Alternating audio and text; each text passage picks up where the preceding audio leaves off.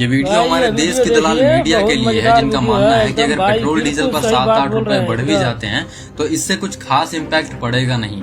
वैसे अगर ऊपर से देखा जाए तो 7 रुपए के इजाफे से कोई बहुत बड़ा फर्क नहीं पड़ता। अब ये वीडियो देखने के बाद मुझे ये चीज तो पता चल गया कि ये भी अपने पिताजी की तरह चौथी फेल है, जिसको ये तक नहीं मालूम है कि सिर्फ पेट्रोल डीजल के दाम बढ़ने से कितने चीजों पर इम्पैक्ट पड़ता है। सबसे पहले तो ट्रांसपोर्ट महंगा होगा, ट्रक, बस, ऑटो, कैब, हर एक चीज का फ्यूल कॉस्ट बढ़ जाता है। सब्जी और राशन के सामान भी महंगे हो जाएंगे, क्योंकि सामान को एक सिटी से दूसरे सिटी तक ले जाने में ट्रक का यूज होता है और ट्रक में डीजल ही यूज होता है। ऑनलाइन डिलीवरी चार्जेस भी बढ़ जाएंगे। Amazon, फ्लिपकार्ट, स्विगी, जोमेटो, हर एक प्लेटफॉर्म का डिलीवरी चार्ज तुरंत बढ़ जाएगा, क्योंकि डिलीवरी करने में जिन व्हीकल्स का यूज होता है वो फ्यूल पर ही चलते हैं। अब देखो, इसका सबसे बुरा इम्पैक्ट किसानों पर भी पड़ेगा। फ्यूल के दाम महंगे होने और फ्यूल ना मिलने की वजह से किसान खेती तक नहीं कर पाएंगे, क्योंकि ट्रैक्टर में भी फ्यूल ही यूज होता है। इन्फ्लेशन बढ़ता जाएगा और धीरे धीरे हर एक चीज महंगी हो जाएगी। जब तक मोदी जी पीएम नहीं बने थे, तब अगर डीजल पेट्रोल के दाम 1 रुपए भी बढ़ जाते थे तो वो सीधा आकर खुला मीडिया के सामने बोलते थे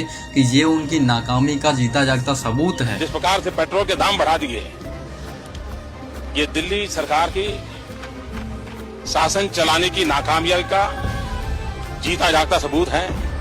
अभी सिर्फ 11-12 दिन के अंदर 8 रुपए डीजल पेट्रोल महंगा हुआ है। मोदी जी, ये आपके नाकामी का जीता जागता सबूत है। और ये लोग हमारे देश के सबसे बड़े कलंक हैं, जिनको पत्रकारिता करने के साल में 10 से 12 करोड़ रुपए मिलते हैं। और पत्रकारिता के नाम पर इनको सिर्फ मोदी सरकार की तारीफें करना, मोदी सरकार के तलवे चाटना और ऑपोजिशन को नीचा दिखाना, बस यही आता है। मैं हमेशा बोलता हूँ कि देश का बेड़ा गर्क करने में अगर सबसे बड़ा हाथ किसी का है तो वो हमारे देश की दलाल मीडिया का है। जो काम हमारे देश की दलाल मीडिया पैसे लेकर भी नहीं करती है, वो काम हम जैसे सैकड़ों इन्फ्लुएंसर्स बिना पैसे के करते हैं। तो आप सपोर्ट दिखाने के लिए फॉलो कर सकते हैं। बाकी जय हिंद, जय भारत।